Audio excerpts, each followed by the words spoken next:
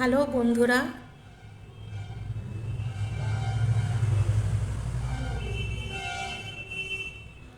কেউ কি আমায় শুনতে পাচ্ছে?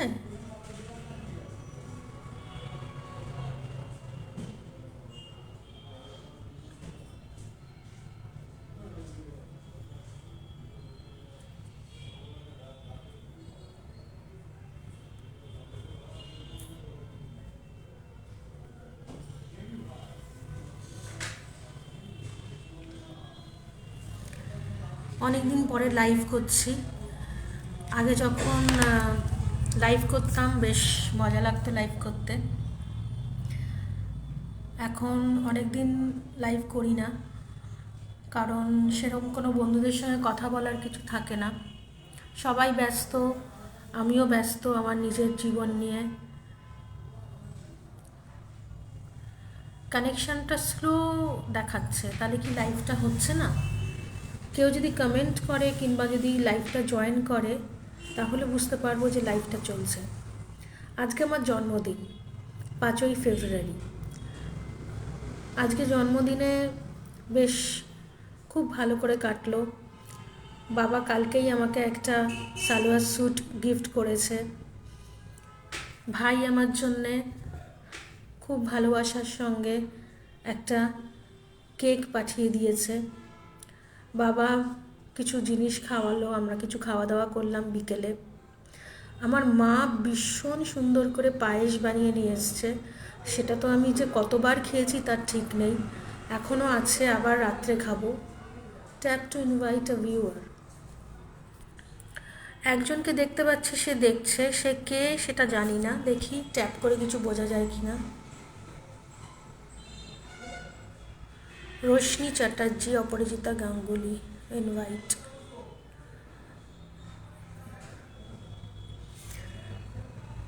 রোশনি চ্যাটার্জি ওয়াচ করছে, অপরাজিতা গাঙ্গুলি হ্যাপি বার্থডে লিখছে, stay blessed always and forever এভার। থ্যাংক ইউ অপরাজিতা গাঙ্গুলি দি। রোশনি চ্যাটার্জি, থ্যাংক ইউ, তুমি আমার ভিডিওটা ওয়াচ করছো। তোমাদের সঙ্গে কাজ করতাম রিসেপশনিস্ট হিসেবে তোমাদের স্কুলে। আনফর্চুনেটলি আমি সেটা ছেড়ে দিলাম, আর তোমাদের সঙ্গে যুক্ত থাকতে পারলাম না। কিন্তু আজকে এই জন্মদিনে, আজকে আমার 47 ইয়ার্স অফ এজ হচ্ছে। তো এই মুহূর্তে এসে আজকে আমার খুব ভালো লাগছে যে আমার যে কত ভালো মানুষরা আমার চারিদিকে জড়িয়ে আছে, সেটা আমি আজকে আমার বার্থডেটা দিয়েই বুঝতে পারলাম। রাত্রির 12টার সময় বাবা মেসেজ করে আমাকে বার্থডে উইশ করেছে কালকে। আমি অবশ্য 12টার সময় ঘুমিয়ে পড়েছিলাম, তাই আজকে সকালে মেসেজটা দেখতে পেয়েছি। আমি কিছু কারণে আমার লাইফে আমার কিছু মানুষকে বাদ দিতে হয়েছে, যাদেরকে আমি আমার খুব কাছের লোক হিসেবে টেনে নেওয়ার চেষ্টা করেছিলাম আমার লাইফে। আমি ডিভোর্স দিয়ে দিই আমার হাজব্যান্ডকে। তো তারপরে মনে হয়েছিল যে হয়তো এই ভালো লাগার মানুষগুলোকে, পুরনো ভালো লাগার মানুষের মধ্যে খুঁজে পাবো কি পাবো না, তারা কিভাবে নেবে, আমি কিভাবে সারভাইভ করব। কিন্তু অদ্ভুতভাবে আজকে এই 5th ফেব্রুয়ারি 2026-এ এসে আমি বুঝতে পারলাম যে আমার ভালোবাসার মানুষগুলো একদমই হারায়নি। কারণ আমার বাবা, আমার মা পায়েস বানিয়ে নিয়ে এসছে। পায়েসটা এত সুন্দর হয়েছে বলার না, মানে খুব ভালোবাসা দিয়ে না রান্না করলে বোধহয় এত সুন্দর হয় না। একটা ঘন একটা কনসিস্টেন্সি পায়েসটায়, মানে সেটা যদি খুব ভালোবাসার সঙ্গে কেউ না রান্না করে তো হয় না। সেটা তো আমি জানি, কারণ আমি নিজেও রান্না বান্না করি অল্প বিস্তর। আমার ছেলে আমাকে কালকে রাত্রেই হ্যাপি বার্থডে উইশ করেছে। সেই ছোটোবেলার মতো আমি বার্থডে কেক নিয়ে এসে বার্থডে কেক কাটলাম। বাবা, মা, ছেলে সবাই মিলে কেকটা কাটার সময় দাঁড়িয়ে কেউ ভিডিও করছে, কেউ হাততালি দিচ্ছে, কেউ হ্যাপি বার্থডে গান গাইছে। সেই ছোটোবেলার একটা আমেজ ফিরে আসলো। তো খুব ভালো লাগলো। আর বার্থডে কেকটা সবচেয়ে বড় কথা আমার ভাই আমাকে পাঠিয়েছে। আমার ভাই বউও নিশ্চয়ই তার মধ্যে কন্ট্রিবিউশন আছে। আর শনিবার দিনও আমাদের একটা খাওয়া দাওয়া হবে এই বার্থডে রিলেটেডই। সবাই মিলে আমরা একত্র হব, একত্র হয়ে আমরা খাওয়া দাওয়া করব জাস্ট আমার এই বার্থডে রিলেটেড। আর আমার বাবা তো আমাকে একটা গিফট দিয়েই দিয়েছে, আমায় একটা সালোয়ার স্যুট, আমি সেটা বানাতে দিয়েছি। তো এই যে এত আনন্দ আমি পাচ্ছি, এত ভালোবাসা, আমি যেটা বলতে চাই সেটা হচ্ছে মেয়েদের বিয়ে হয়ে গেলে এই যে সবাই বলে শ্বশুর বাড়ি বাপের বাড়ি, এটা কিন্তু মেয়েরা যে কোনো একটা বাড়ি চুজ করতে পারে, বাপের বাড়িও তার নিজেরই বাড়ি। তো সেটাই আমাকে এখানে আমার বাপের বাড়িতে আমি, এখানেও অনেক যুদ্ধ ঝড় হয়েছে, কিন্তু স্টিল আজকের ডেটে এসে আমায় যেভাবে এরা কেয়ার নিচ্ছে, আমি মনে করি আমি রানীর মতো আছি। তো আমার খুব ভালো লাগছে। তো আমার সেই কথাটা সবাইকে শেয়ার করতে ইচ্ছে করলো। অপরাজিতা গাঙ্গুলি ম্যাম উনি বলছেন, you are a lucky mother, bring them on camera. Actually এই মুহূর্তে রাত হয়ে গেছে, তো বাবা মা চলে গেছেন, ওনারা অন্য একটা বাড়িতে থাকেন।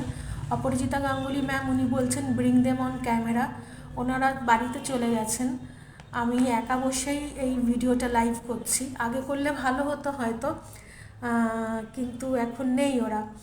তো অন্য কোনো দিন যখন শনিবার দিন একত্র হব, যদি সবাই সম্মতি থাকে, কারণ আমার ছেলে যেরকম ভিডিওতে সোশ্যাল মিডিয়ায় এখন আসতেই চায় না, ওর খুব আপত্তি সোশ্যাল মিডিয়ায় আসতে, তো সেই জন্য ওকে নেওয়া যায় না ক্যামেরাতে।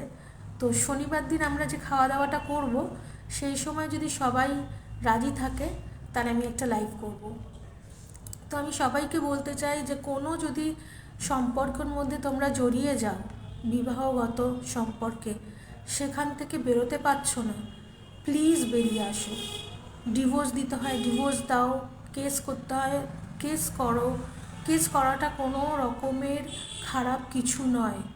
আমি নিজে কেস করবার সময় আমার নিজের মাথায় অলওয়েজ মনে হতো কেস করব, তাহলে হয়তো মানে সেই শ্বশুরবাড়িটায় হয়তো থাকতেই পারবো না, আরও জ্বালা বেড়ে যাবে।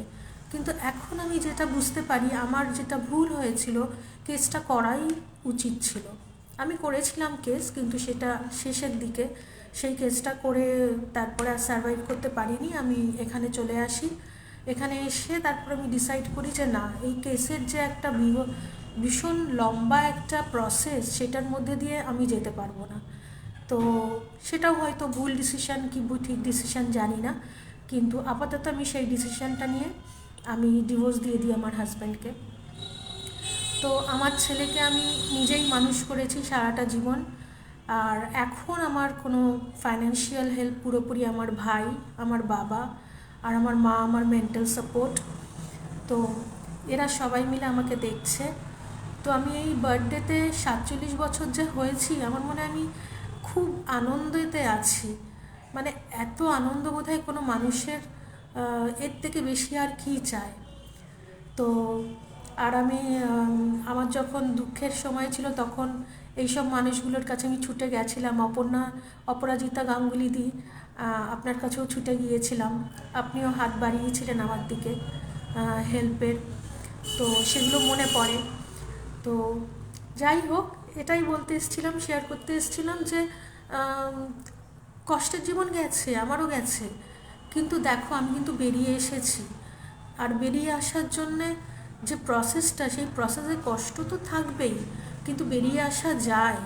আর বেরিয়ে আসার জন্যে সেই একই রিলেশনশিপের মধ্যে পড়ে থাকার কোনো দরকার নেই, সেটা ডিসিশানটা তাকেই নিতে হবে। সে যদি মনে করে সেই ডিসিশানটা যে না ওই রিলেশানেই থাকবো, থাকতে পারে, সেটাও একটা ডিসিশান, যার যার চয়েস।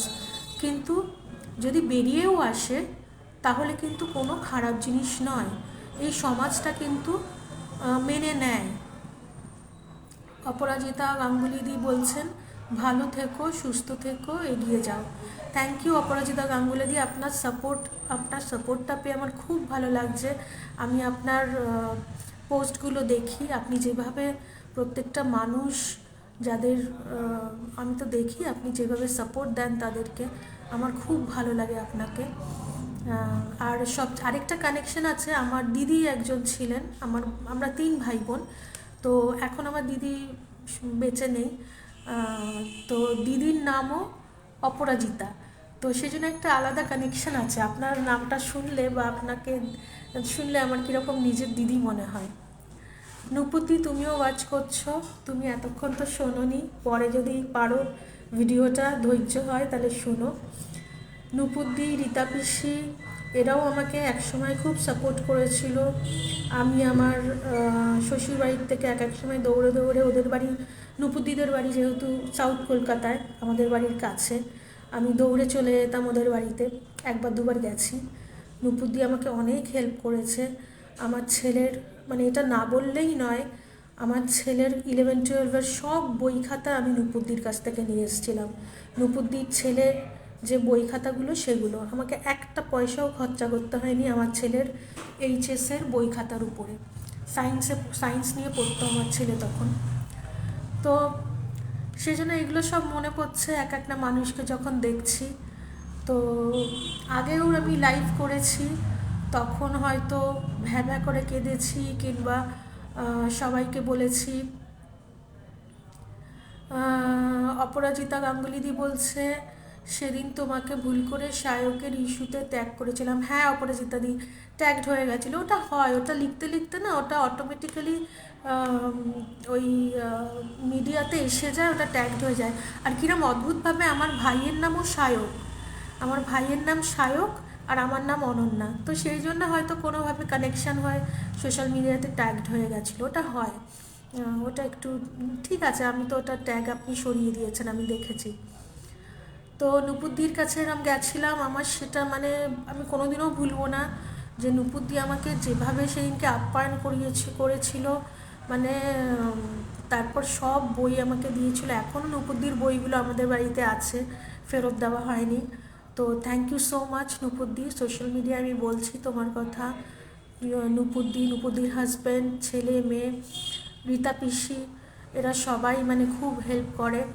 এমনকি আমার নিজের পিসি, যে যত পিসি আছে আমার লন্ডনে একজন পিসি আছে, মিনা দত্ত, মিনু পিসি, তিনিও আমাকে ভার্বালি অলওয়েজ মেন্টাল সাপোর্ট দিয়ে যায়। যে আমাকে অনি বলে ডাকে সবাই, যে অনি তুই এগিয়ে যা, তুই তোর যা ইচ্ছে তুই তাই কর, মানে ইউ হ্যাভ ইনাফ স্পেস, তোর যত ইচ্ছে আছে লাইফের সেগুলোকে তুই পূরণ কর, তুই নিজেকে বেঁধে রাখিস না।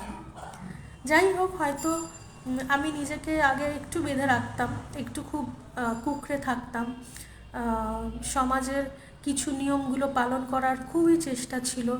কিন্তু এখন মনে হয় যে নিজের ইচ্ছাটাই আগে, নিজের ইচ্ছাটা যেটা বলে সেটাই মেনে নেওয়াটা আগে উচিত। তো সেই জন্যে মানে লাইভটা করব কি করব না ভাবছিলাম, ভাবতে ভাবতে লাইভটা করেই বসলাম। ভয় মানে একটু কিরম লাগছিল যে লাইভটা দেখে কে কী ভাববে না, এরম একটা ডাইসি মাথায় আসছিল, কিন্তু করেই বসলাম। যাই হোক, আর বেশি কিছু বলবো না। আমার এই উপরে একটা ছোট্ট স্টিকার দিয়েছি, আই লাভ, তো এটাই হচ্ছে আমার আজকের message. I really love this life of mind. And আমি আজকের ডেটে এই মুহূর্তে আমি প্রচণ্ড আনন্দে আছি যে আমার বাড়ির বাড়ির লোকেরা, আরেকটা জিনিস আমি বলবো, লালবাজার থেকে আমাকে, যখন আমি বিপদে পড়েছিলাম তখন লালবাজার থেকে আমাকে একটা কাউন্সেলিং সেন্টারের একটা নাম্বার দিয়েছিল। সেখানে যিনি ছিলেন, রত্না, সারনেমটা আমার মনে নেই, রত্না কিনা তাও জানি না, নামটাও মনে নেই, উনিও অনেকটা আমাকে হেল্প করেছিলেন। উনি আমাকে বুঝিয়েছিলেন যে একটা ফ্যামিলির মধ্যেও কিন্তু তোমাকে থাকার জন্যে যারা যারা থাকেন তাদের সঙ্গেও যেভাবে আমরা মিলেমিশে থাকার চেষ্টা করি, যেরকম অফিসে আমরা যতই ব্যাকবাইটিং হোক, পলিটিক্স হোক, তবু আমাদের একটা কাজ, একটা প্রজেক্ট করতে গেলে প্রত্যেকের সঙ্গে যেটা মিলেমিশে থাকার একটা দরকার হয়, বাড়ির মধ্যেও সেটা, সমাজের মধ্যেও সেটা, এরম করে ছোট ছোট মাইক্রো লেভেলে বাড়তে পুরো কি বলে, ভারতবর্ষের মধ্যেও সেটাই, মানে এইভাবেই জিনিসটা বাড়ে। আমি বোধহয় ভালো করে বোঝাতে পারছি কি না জানি না, কিন্তু আমি ওনার মেসেজটা বুঝেছিলাম। তো সেই জন্যে আমি এখন খুব করে চেষ্টা করি নিজে সবার সঙ্গে সেইভাবে একটা টার্মস রাখতে। তো আমার এই বাপের বাড়ির এখানে আমার বাবা মা ভাই ভাই বউ আমার ছেলে, এদেরকে নিয়ে আমি ভীষণ সুখে স্বাচ্ছন্দ্যে আছি। আর তার সঙ্গে আমি একটা ডান্স গ্রুপে, একটা এনজিওর সঙ্গে যুক্ত আছি স্বয়ং বলে। সেখানেও আমি ভীষণ ভীষণ আনন্দ পাই, আর সেখান থেকে আমি মেন্টাল বুস্ট আপ পাই। বিভিন্ন গ্রামে গিয়ে আমরা অ্যাওয়ারনেস প্রোগ্রাম করি। তো সেটাও একটা আমার নিজেকে সাপোর্ট দেয়, মানে আমি সাপোর্ট পাই সেটার থেকে। তো চেষ্টায় আছি একটা ছোটোখাটো কিছু করার জন্যে, একটা বিজনেস করার জন্যে, সেটাও আমরা চেষ্টা করছি। তিস্তাও ওয়াচ করছে, না তিস্তা ওয়াচ করছে না, হ্যাঁ তিস্তাও ওয়াচ করছে। তিস্তা তুই কেমন আছিস? তোরও মেসেজ পেলাম, আমি বার্থডে উইশ করেছিস, থ্যাংক ইউ। আমরা সেই ক্লাস 8-এর গল্প আবার যদি মনে পড়ে যায়, তুই বলেছিলি আমরা কত সুন্দর একটা সময় তখন কাটাতাম জুলিয়ান ডেতে। যাই হোক, এখন আমাদের যোগাযোগ নেই, কিন্তু ফেসবুকে হ্যাঁ হ্যাঁ তিস্তা লিখছে, একদম আছি। আমরা এইভাবেই এখন সোশ্যাল মিডিয়াটা এত ইন্টারেস্টিং একটা জিনিস, মানে আমি নিজে এখন কত বন্ধুদের সম্পর্কে খুঁটিনাটি জানি যে তারা কি করে, কি করছে কি করছে না, কিন্তু তাদের সঙ্গে হয়তো দেখা হয় না। You are most welcome friend, thank you Tista. Tista এত সুন্দর একটা জব করে, আমার এত ভালো লাগে, গর্ব ফিল করি যে তিস্তা আমার বন্ধু, যে কিনা হেডমিস্ট্রেস বা প্রিন্সিপাল অফ আদিত্য একাডেমি। তো আমার ভীষণ প্রাউড ফিল করি যে তিস্তা আমার বন্ধু। আমি মানে এরম একটা মানুষের বন্ধু হতে পেরেছি। তো যাই হোক, আমার সব বন্ধুদের আমি এটাই বলতে চাই যে যতই দুঃখ আসুক জীবনে, একটা সময় কিন্তু সেটা চলে যাবেই, ফাইট করতে হবে। তিস্তা বলছে রোজ চিঠি লিখতাম, বাড়ি এসে পড়তাম, অথচ রোজ পাশেই বসতাম। একদম ঠিক বলেছিস। সেই ছোটোবেলার আমাদের কী সব মজা ছিল বল। Proud to be your friend. হ্যাঁ প্রাউড অফকোর্স, বাট তুই আমাকে বেশি প্রাউড করিস, তুই এত সুন্দর একটা জব করিস। তুই কেন, আরও অনেকে আমি দেখি ফেসবুকে, তাদেরকে দেখি আর আমি অবাক হই যে সেই মানুষগুলো এখন কত সুন্দর জব করে কত সুন্দর মানুষ হয়ে গেছে। তো যাই হোক, অনেকক্ষণ ধরে এই লাইভটা চালিয়ে আছি, কিছু বন্ধুদের সঙ্গে লাইভে কথা আদান প্রদান হলো, ভালো লাগলো। আবার এরকম লাইভ করব, লাইভ করার ইচ্ছা আছে। আগে আমি এরকম লাইভ করতাম, আমার খুব ইচ্ছে করতো মানুষের সঙ্গে কথা বলি সোশ্যাল মিডিয়ায়, আর তখন আমি ভার্চুয়াল অ্যাসিস্ট্যান্টের কাজ করতাম। তিস্তা বলছে আর তুই খুব সুন্দর কবিতা লিখিস। হ্যাঁ আমি কবিতা তখন লিখতাম, ঠিক বলেছিস, কবিতা গল্প অনেক কিছু লিখতাম। এখন আর মাথাটা কাজই করে না, জানিস তো। আমাদের যে এনজিওটার সঙ্গে আমি যুক্ত আছি, ওদের একটা ক্রিয়েটিভ রাইটিং ওয়ার্কশপ হয়।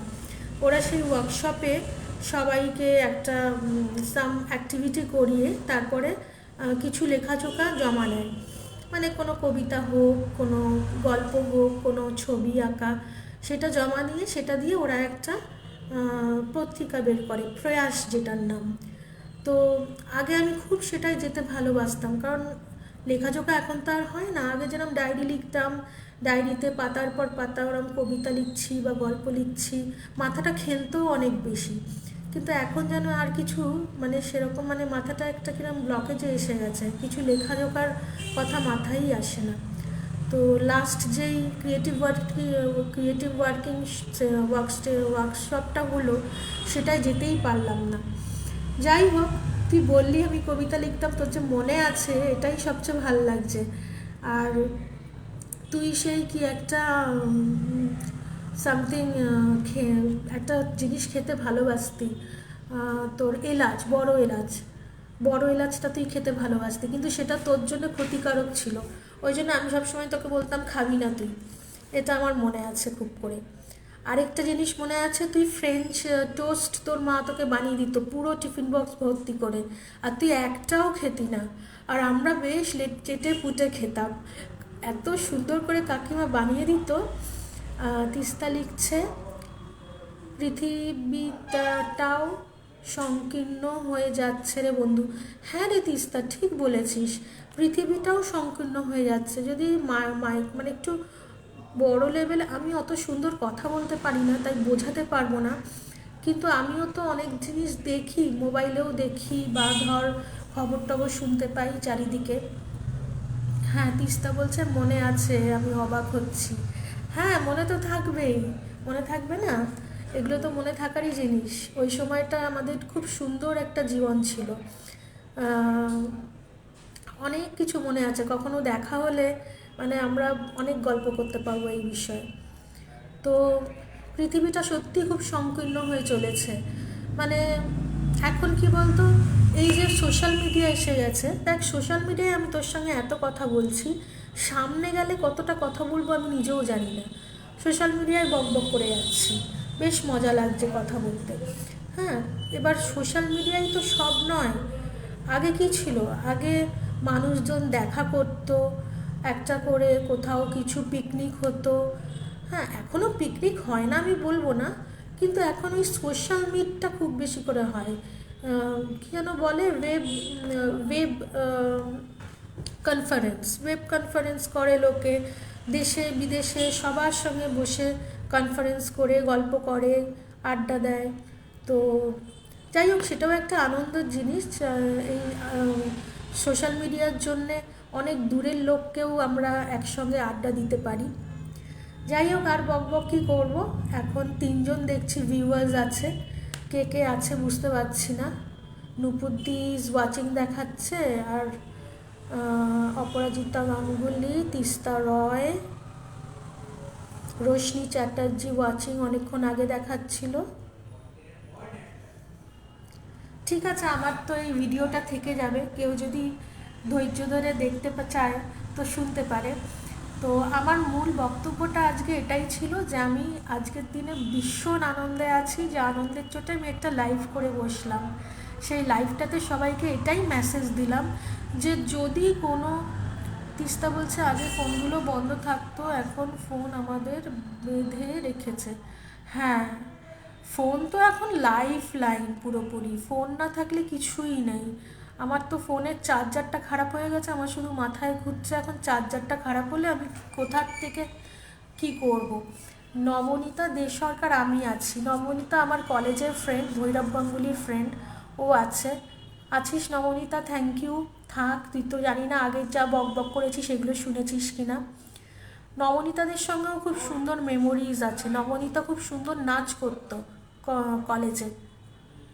নবনীতা, তার সঙ্গে মৌসুমি বলে একটা মেয়ে ছিল তোদের, তারা সব নাচ করতো। আরও সব, আর অয়ন্তিকা আছে, অয়ন্তিকা তো এখনও নাচ করে দেখি, খুব সুন্দর নাচের সব ভিডিও বা ছবি টবি দেয়, খুব ভালো লাগে তোদের এইগুলো দেখে।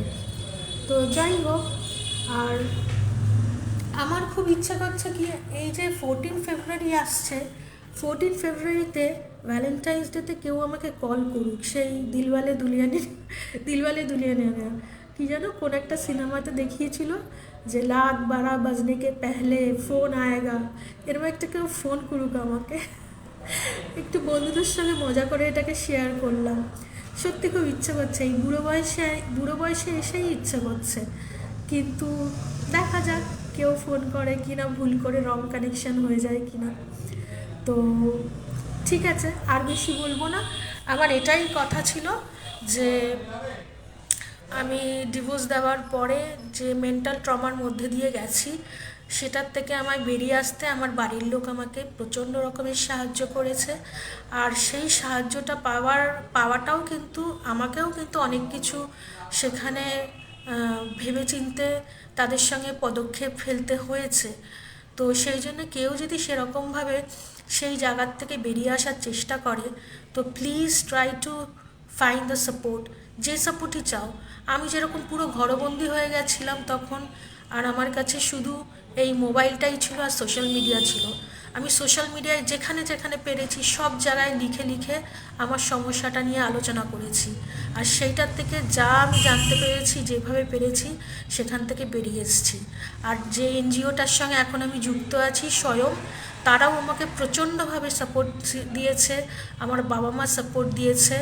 তো এই সাপোর্ট সিস্টেমগুলোর থেকেই আমি কোনোভাবে একটু সাহস সঞ্চয় করে আমি এটার থেকে বেরিয়ে আসতে পেরেছি।